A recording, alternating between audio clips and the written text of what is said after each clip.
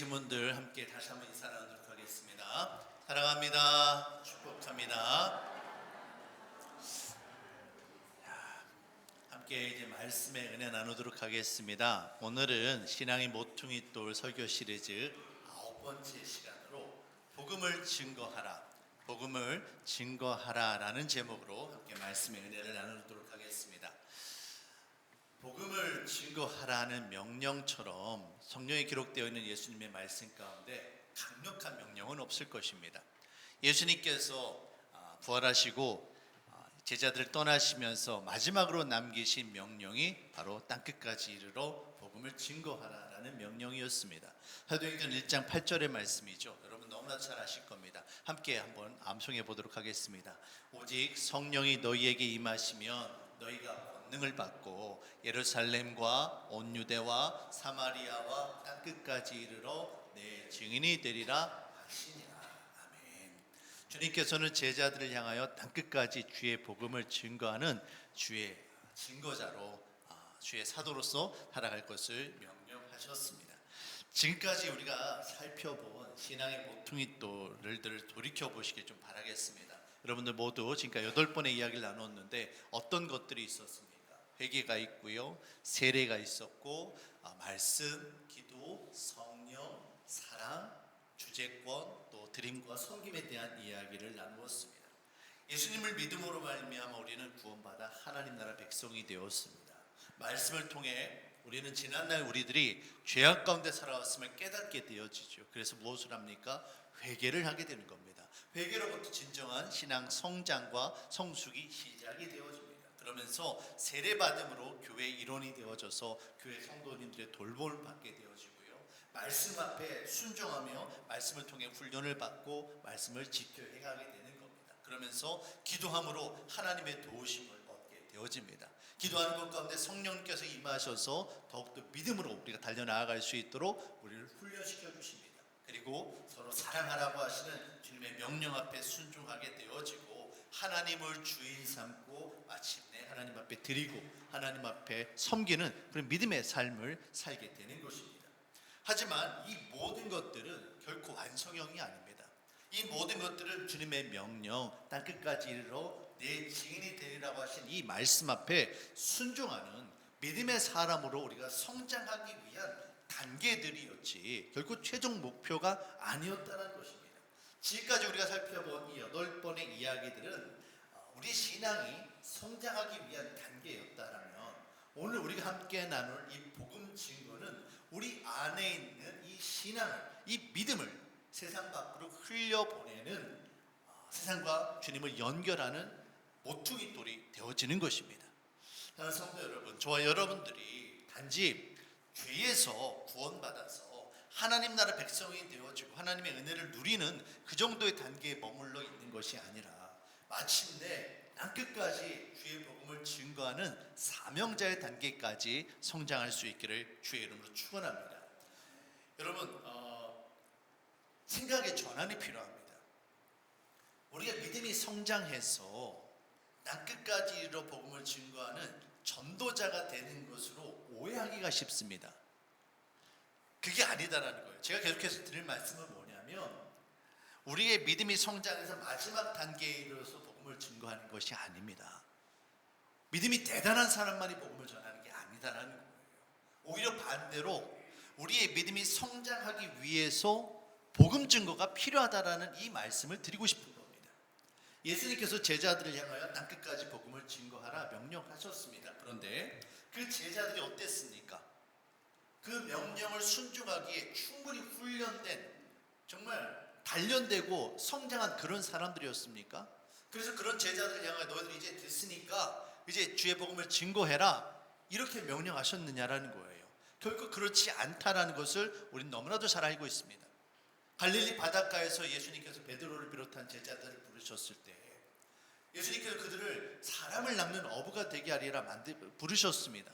그 말씀은 내가 너희들을 훈련시키고 내가 너희들을 사람 낚는 어부로 변화시키겠다라는 말씀이죠.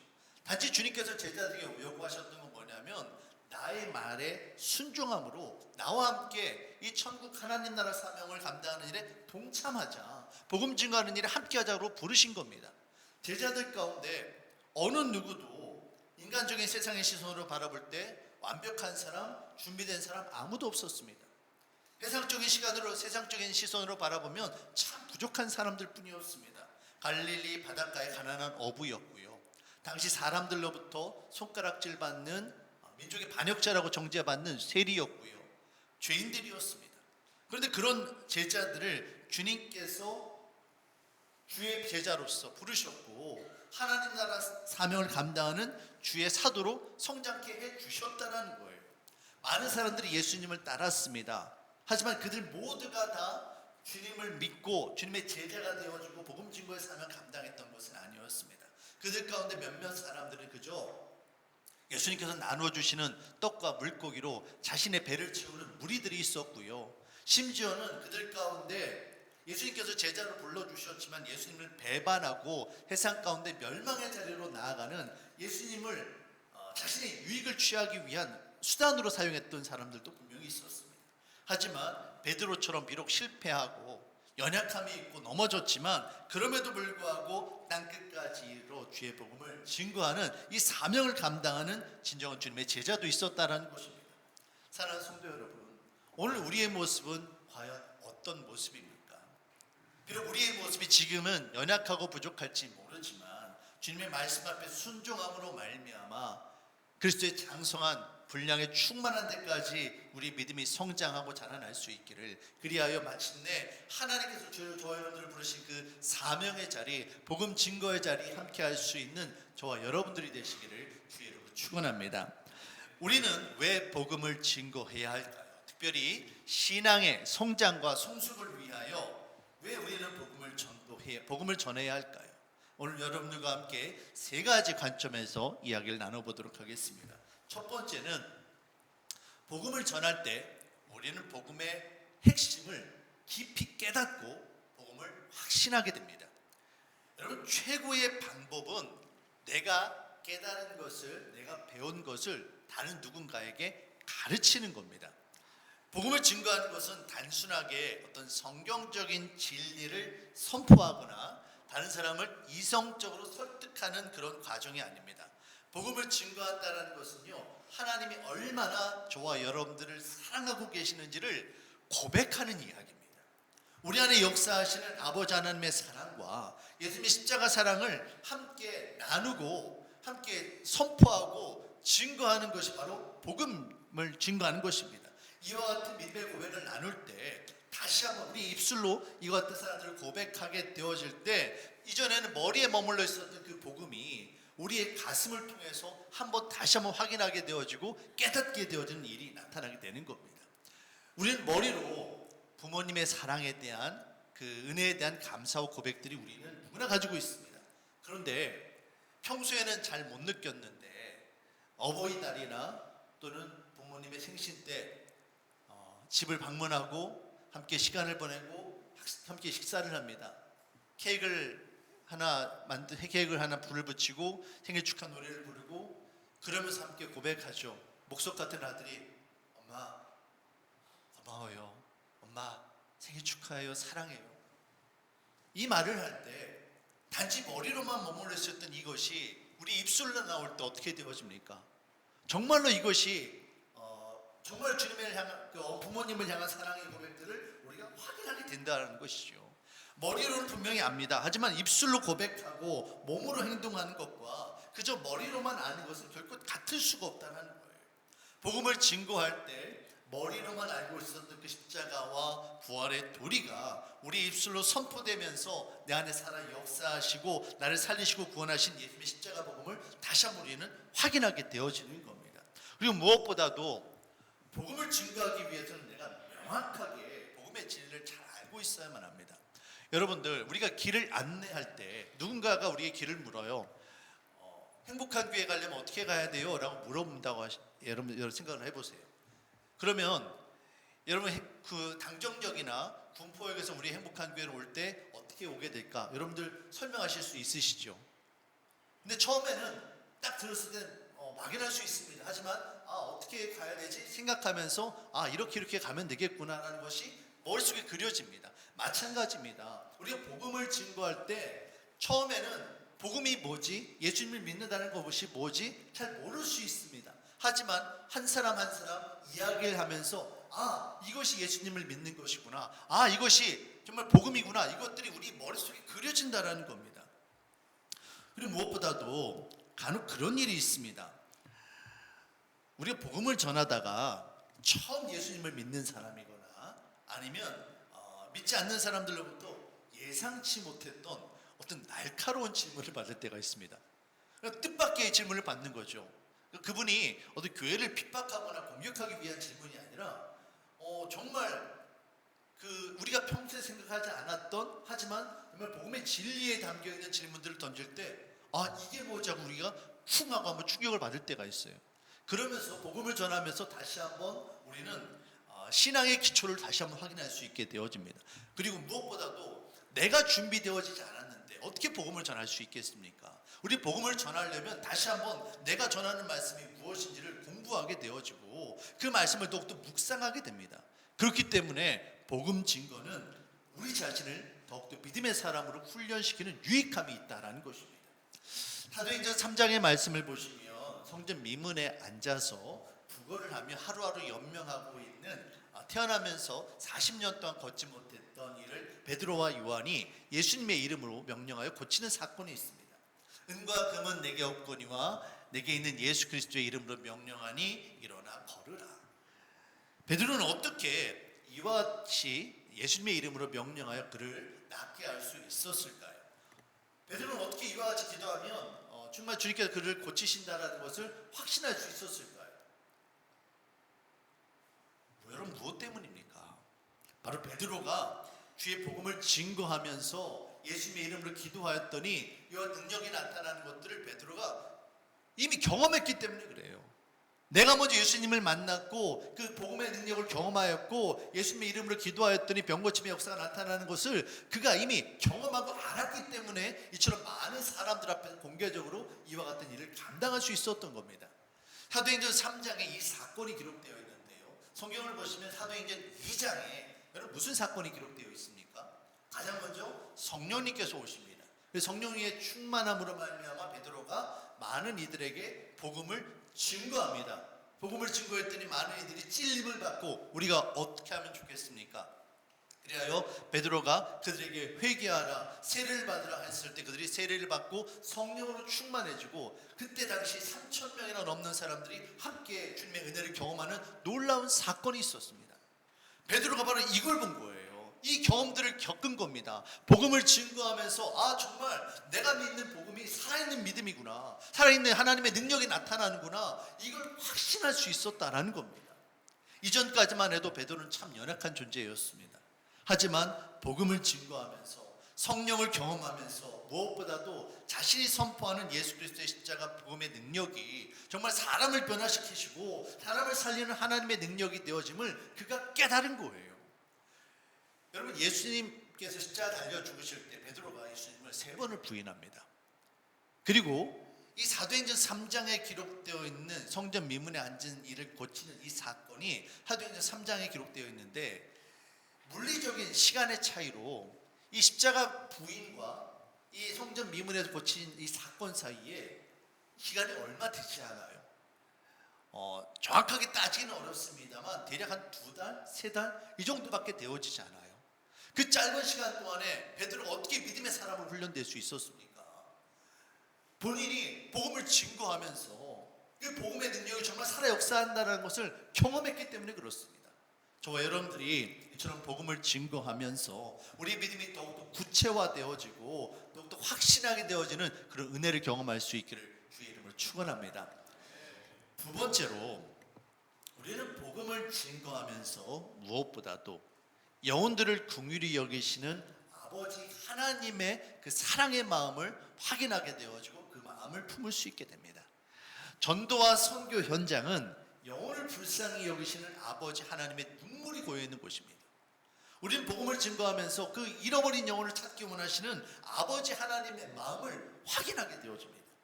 복음은 단순하게 구원을 위한 성경적인 지식, 성경 구절들, 우리가 죄인임을 깨닫고 죄를 벗어야 된다, 회개해야 된다는 어떤 법률적인, 계약적인 이런 이야기만이 아닙니다. 여러분, 복음의 핵심이 무엇입니까? 하나님이 세상을 이처럼 사랑하사, 하나님께서 얼마나 우리들을 사랑하셨는지, 그리고 우리들을 구원하시기 위하여 그 아들 독생자 예수 그리스도를 왜 보내셨는지를 깨닫게 되는 것이, 그 사랑의 마음이 담겨 있는 것이 바로 복음입니다. 이 복음을 증거하면서 우리는 우리 인간들을 향한 사랑의 마음을, 하나님의 사랑의 마음을 우리가 깨닫게 되는 거예요. 복음은 우리 인간들을 향한 아버지 하나님의 사랑 고백입니다. 이처럼 영혼들을 향한 사랑의 마음이 담겨 있는 그 십자가 복음을 증거하면서 우리는 당연히 그 영혼들을 사랑하시는 아버지 하나님의 마음을 품게 되어지고, 그 사랑에 우리가 감격하게 되어지고, 이전에는 우리가 정말 미숙한 어린아이의 심정에 머물러 있었다면 아버지 하나님의 마음을 품게 되어지고, 이제는 영적 부모의 단계까지 성장하게 되는 거예요. 저희 아버지가 8남매 중에 막내이십니다. 여러분 성도님들도 그러신 경우가 있겠습니다만, 막내가 어린아이 때 그 막내를 누가 돌봅니까? 어머니가 돌보시나요? 아니죠. 누님이 돌보십니다. 보통 누님도 사실 나이가 많지 않아요.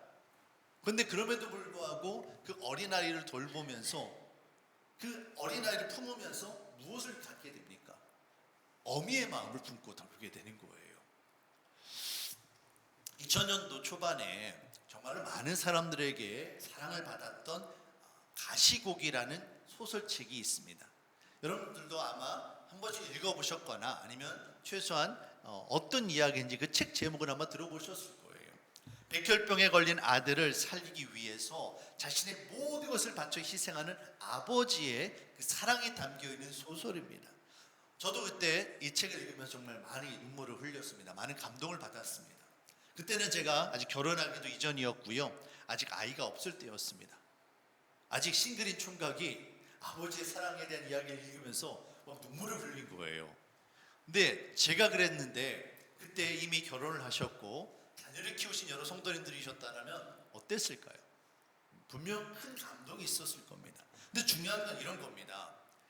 육신의 자녀가 없었던 제가 이처럼 아버지의 사랑이 담긴 그 소설을 읽으면서 그 사랑의 마음을 느낄 수 있었던 것처럼, 동일하게 우리가 전도 현장에서 아버지 하나님의 사랑을 함께 나누고 간증하다 보면 어떤 일이 일어납니까?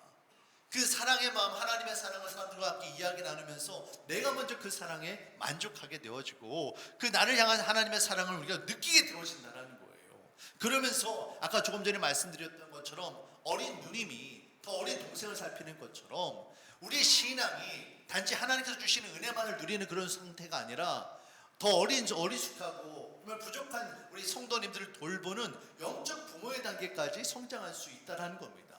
중요한 것은 이 모든 것들이 무엇으로부터 시작된다는 겁니까? 성경적인 지식을 갖는 게 아니다라는 거예요. 하나님 사랑의 마음, 우리를 불쌍히 여기신 아버지 하나님의 마음을 이 복음 증거 현장에서 우리가 깨닫게 되어진다는 겁니다. 그래서 더욱더 주님과 함께 동행하는 자로 우리가 나아갈 수 있게 되어지는 겁니다. 사랑하는 성도 여러분, 저와 여러분들을 향한 아버지 하나님의 사랑을 더욱더 깨닫고 그 사랑으로 섬길 수 있는 저와 여러분들이 되시길 바랍니다. 그 사랑을 배우기 위하여 우리는 무엇보다도 주님의 사랑을 함께 증거할 수 있어야만 합니다. 누가복음 15장의 말씀을 보시면 돌아온 탕자의 이야기가 담겨 있습니다. 두 아들이 있는데 한 아들이, 둘째 아들이 아버지의 유산을 미리 물려받고 세상에 나아갑니다. 하지만 어떻습니까? 세상에서 방탕하고 계속 결국에는 망하게 되어서 집으로 돌아옵니다. 아버지는 그 아들을 불쌍히 여기고 그들을 받아주게 되죠. 그런데 주들로만 알았던 그 동생이 돌아왔는데 아버지는 저렇게 기뻐하시는데 그 형은 어떻습니까? 아버지와 함께 집에 머물면서 심지어는 아버지를 위하여 일을 한다고 밭에 나가서 일을 한다고 돌아왔어요. 그런데 그럼에도 불구하고 여전히 아버지의 마음을 모르는 겁니다. 그 동생을 사랑하고 동생을 오랜 시간 기다렸던 아버지의 마음을 이 형이 모르는 거예요. 혹 우리의 모습이 이와 같지는 않습니까? 오랜 시간 교회를 다녔고 심지어는 하나님을 위한다고 봉사도 열심히 합니다. 근데 그러면서도 여전히 하나님의 사랑의 마음을 알지 못하고 그저 그냥 일만 하고 있지는 않은지 우리 스스로 한번 돌이켜볼 수 있기를 바라겠습니다.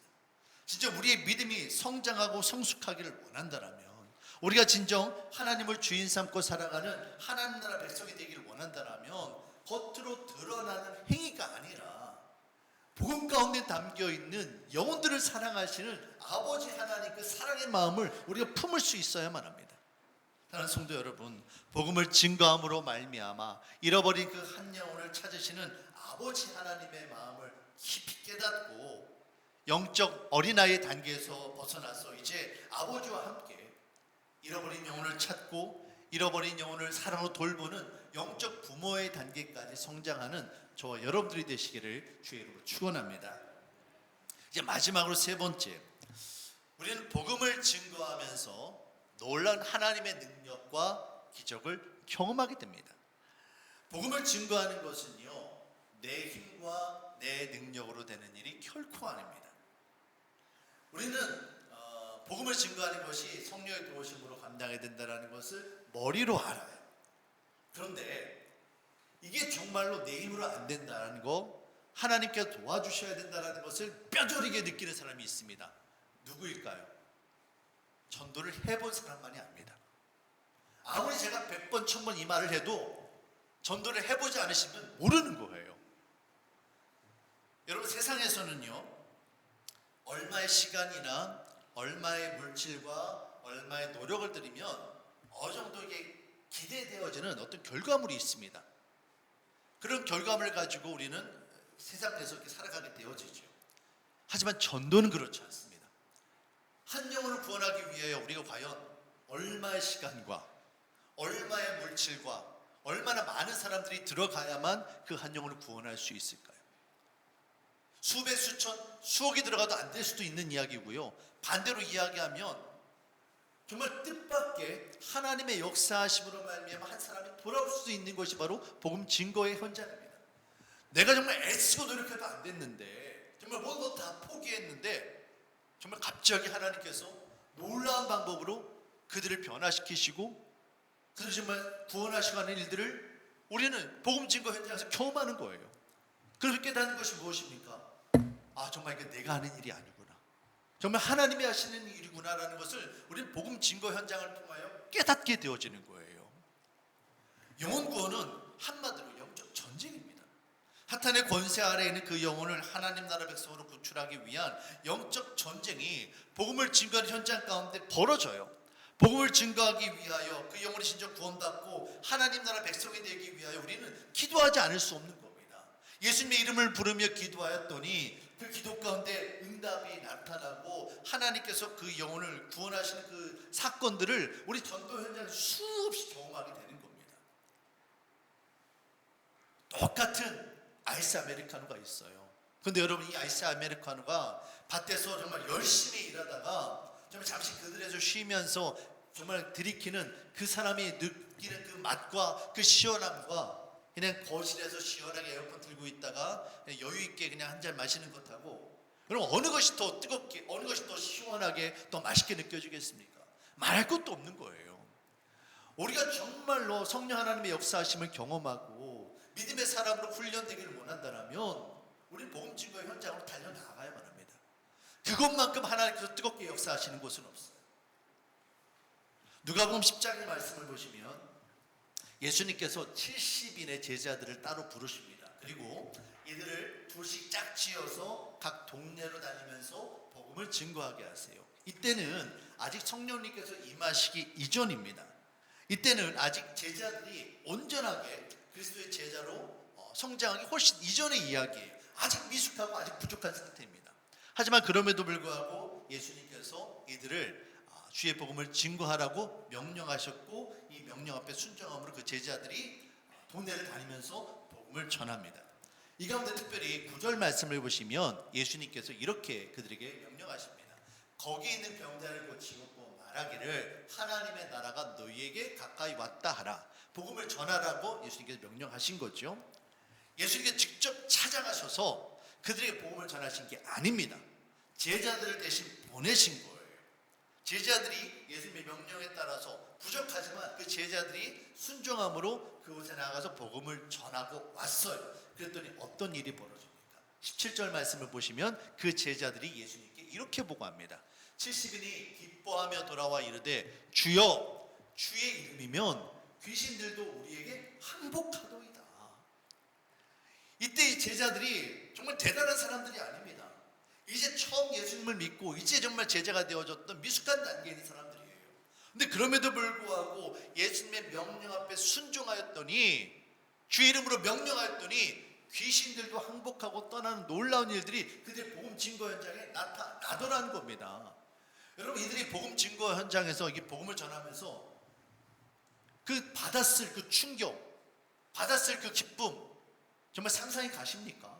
말로만 들었었는데 예수님께 행하시던 그 놀라운 능력들이 내가 복음을 전하는 그 현장에 나타나는 거예요. 나는 이제 아직 초신자뿐인데, 나는 뭐 목사도 아니고 장로도 아니고 그냥 이제 예수님을 믿기 시작한 사람인데 복음을 증거했더니 이런 놀라운 능력을 경험하는 거예요. 그러면 이 사람의 믿음이 어떻게 됐겠습니까? 아, 정말 하나님은 살아 역사하시는구나. 내가 전하는 복음이 정말 능력의 말씀이구나. 이것을 그가 더욱더 확신할 수 있었다는 겁니다. 우리가 안전지대에만 머물러 있으면 우리의 몸과 마음이 편할 수는 있습니다. 하지만 안전지대에 오래 머물러 있으면 마치 고여있는 물이 썩는 것처럼 우리의 영적인 침체에 빠지게 되어지고요, 우리의 믿음이 성장하거나 성숙할 수가 없어요. 하나님 나라 능력과 그 야성을 우리는 잃어버리게 되는 겁니다. 전도와 선교는 내게 있는 영적 에너지를 소비하는 일이 아닙니다. 오히려 반대로 하나님께서 베풀어 주시는 그 능력과 은혜를 공급하는 일이 되어지는 겁니다.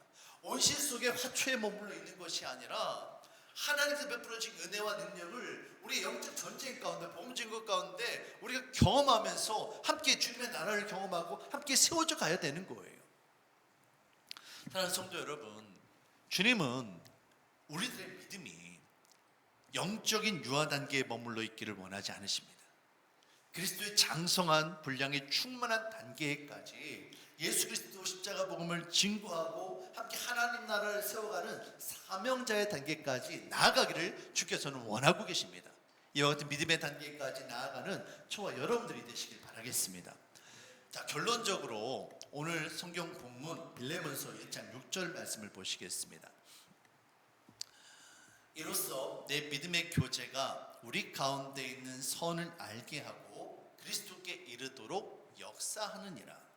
바울은 하나님 나라 복음을 증거하기 위하여 애쓰고 있는 믿음의 사람 빌레몬에게 지금 이 편지를 쓰고 있습니다. 그런데 여기서 바울이 믿음의 교제를 이야기해요. 그럼 믿음의 교제가 무엇입니까? 단순하게 성도님들과 함께 식사를 나누고 커피를 마시고 우리들의 삶 가운데 일어난 기도 제목들, 어려운 이야기들, 이것만이 믿음의 교제가 아닙니다. 진정한 믿음의 교제는 우리의 믿음을 나누는 거예요. 하나님이 어떻게 나를 구원하셨는지, 하나님이 나의 삶 가운데 어떻게 역사하셨는지 그 은혜를 나누고 복음을 증거하는 것이 진정한 믿음의 교제임을 여러분 깨달으시길 바랍니다. 우리가 진정 나누어야 할 성도의 교제는 그냥 우리들의 삶 가운데 어떤 어려움이 있는지를 나누는 그런 정도의, 그런 수준의 단계가 아닙니다. 진정한 교제는 바로 우리 믿음을 나누는 것이며, 더 나아가 우리 안에 역사하시는 하나님 나라의 은혜와 능력을 경험하고 증거하는 것임을 여러분 깨달으시길 바랍니다. 자, 오늘 제가 말씀을 좀 다시 한번 좀 비추어 주시길 바랍니다. 빌레몬서 1장 6절 말씀인데요, 이 본문만, 이거 말고요, 좀 성경만 있는 거 좀 띄워주세요. 그래 잘 보이실 것 같아요.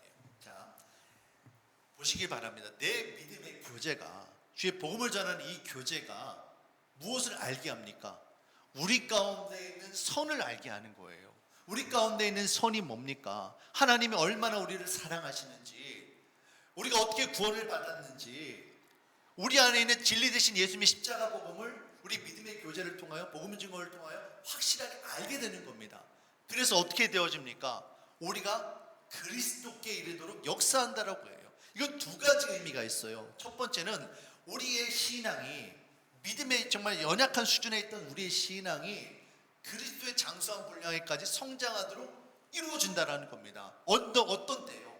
믿음을 나누고 복음을 증거할 때, 구원의 확신을 우리 함께 나눌 때 우리의 믿음이 이처럼 성장하게 되어진다는 겁니다. 이게 첫 번째 의미입니다.